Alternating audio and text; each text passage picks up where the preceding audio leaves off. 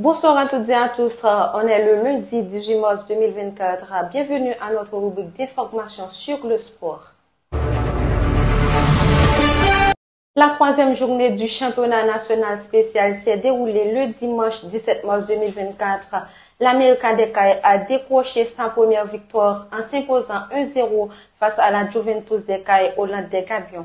De son côté, le Baltimore SC a fait match nul 0-0 contre le Tempête FC lors du 94e derby Saint-Marcois au Parc Lével de Saint-Marc.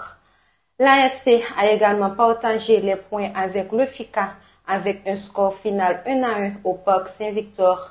En déplacement, le Real Hope Football Academy a remporté une victoire solide en battant 1-2 le Racing Football Club des Gonaïves. Le défenseur de l'América FC des Cayes, Figgins Clerville, se montre fier de la victoire de son équipe contre la Juventus des Cayes. Figgins Clerville promet au grand public une réussite totale, donnant ainsi un aperçu de la confiance et de la conviction qui anime l'équipe de sa quête pour la victoire. Écoutons Figgins au micro de François Laguerre. Et nous vraiment contents, l'équipe là nous souffre en pile, mais quand même nous sommes avec victoire. Bon, lorsqu'on dit jeune cap joué, on est capable de remarquer qui j'ai fouglaé, qui j'ai vision, nous tous connaissons. Cap de football c'est pour sélection. En fait, nous faisons appel à nous-mêmes, nous vraiment contents, nous allons bataille pour nous aider, pour nous faire plus de bagages toujours. Nous c'est América des Cayes, nous parlons d'Amérique, on parle de Vinuka en soi. Ça veut dire tant de fois nous sur le terrain, on a fait mieux de nous-mêmes pour nous voter victoire. Ça veut dire jouer devant Juventus c'est pas un match petit, son grand adversaire de taille. Ça veut dire qu'on a toujours fait mieux de nous-mêmes pour nous faire victoire et c'est ça nous fait jeudi là.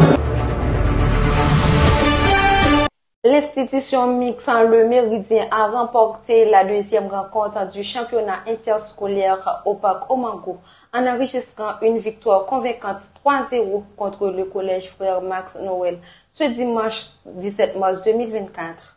Cette performance impressionnante démontre la détermination et le talent des joueurs de l'équipe, ce qui positionne désormais comme des sérieux prétendants au titre. La victoire sans appel de l'institution mixte Le Méridien souligne leur engagement envers l'excellence sportive et renforce leur réputation au sein de la communauté scolaire. Lors de la fenêtre FIFA de ce mois de mars 2024, l'équipe nationale d'Haïti affrontera la Guyane française à Cayenne le samedi 23 mars 2024. Sous la direction de Sébastien Minier, nouvellement nommé sélectionneur des Grenadiers, une sélection élaborée a été dévoilée mêlant des joueurs chevronnés, des retours remarqués et des talents émergents. Cette rencontre marque le début d'une ère prometteuse pour Haïti avec des attentes élevées et une excitation palpable parmi les supporters.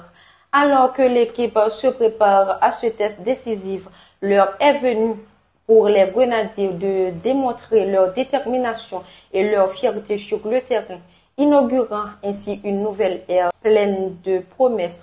5 joueurs évoluant en Haïti ont été sélectionnés pour faire partie de l'équipe nationale des Grenadiers. Parmi eux, on retrouve Rubens Philogène du Guanamet FC, Davidson Titus du Racing Football Club, Figgins Clerville de l'América FC, Jeff T. Joseph de Cavalli AS et Mackinson José également du Racing Football Club. Leur présence en souligne non seulement l'importance du championnat national, mais aussi l'engagement de ces joueurs à représenter leur pays au plus haut niveau. La jeune équipe campoise Real Hope Football Academy a célébré son 10e anniversaire ce jeudi 14 mars 2024. Que le succès passe soit le fondement solide pour un avenir encore plus brillant. Et peut-on lire dans un hommage rendu au jubilaire sur la page Facebook de la Fédération haïtienne de football. Cette occasion marque une décennie d'engagement et de passion pour le football, promettant des réalisations encore plus remarquables à venir.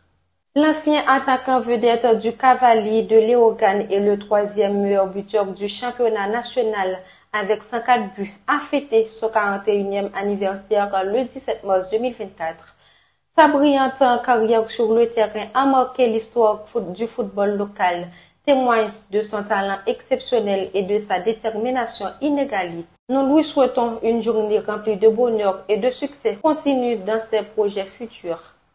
Fabrice Jean-Louis Picot dit Fafa a brillé de mille feux lors de la victoire éclatante de son club, le Vancouver Whitecaps, avec un score 3-1 face au FC Dallas ce week-end.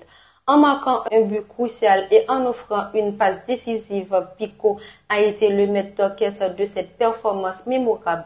Grâce à sa contribution exceptionnelle, l'équipe maintient sa deuxième place au classement avec un match en retard à jouer.